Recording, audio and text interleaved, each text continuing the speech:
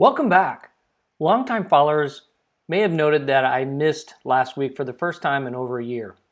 I didn't have a new post ready to go before Christmas week, and I vowed to myself to unplug and be totally present with my family while we were traveling over Christmas week on vacation.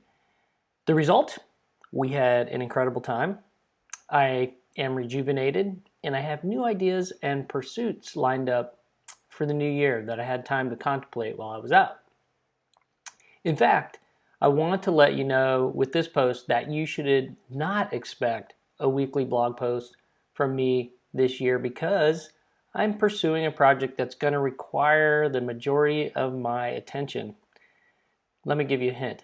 It has something to do with this sailboat and the sunset on the horizon back there. For those of you who know me, you may understand. But I will post irregularly this year when the spirit moves me to reach out and give you an update or some new thing that I'm learning that I want to share. I want to be clear about the fact that I'm not going to be posting every week for those of you who have come to expect a weekly thought-provoking post from this blog. However, stay tuned for occasional posts and for updates on my currently top secret project.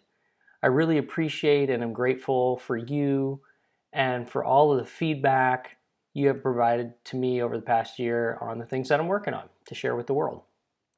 And in that vein, let me leave you with something that I'm recommending you check out, a book called Atomic Habits by James Clear. This book was recently recommended to me by my very good friend Josh Andrews, and it's awesome.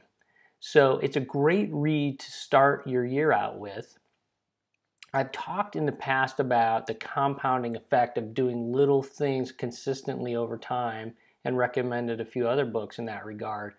But James really lights the way and gives a process for how to build successful habits. So I highly encourage you to check it out if that's something you've been struggling with. Some of the key concepts that he puts out there. Number one, ask yourself, who do I want to become? Whatever that is, whether it's you want to become thinner, you want to become a writer, you want to become a reader, you want to become a manager, whatever it is that you want to become, then get clear on that. Then secondly, what habits do I need to cultivate to be that person? Examples would be, if you want to be thinner, exercise and diet, of course. That's the most common one that people work on in the new year.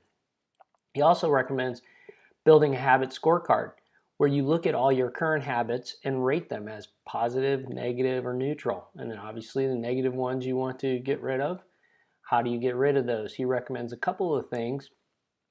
And I'm not going to go over everything in the book, but a few of the key points are, building a habit intention plan, which is basically focused around time and place. So I'm going to exercise at this time on these days or every day at this place, and writing that intention down and being clear about how you intend to tackle building that new habit.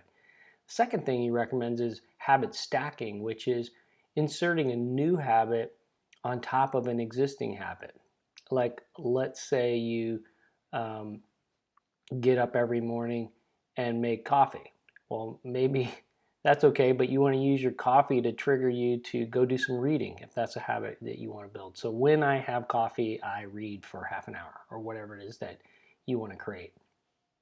And then lastly, one of the things that he recommends is environmental cues. And I very much believe in this. If you see my office, it's filled with sailboats. Those are environmental cues to remind me to get out there and do what I love, which is sailing. So pick up this read and get your plans organized for 2019, and stay tuned for what's next on this blog and what's up with my top secret project and what's going to be going forward in 2019 for becoming powerful beyond measure. Thanks so much. Have a great week.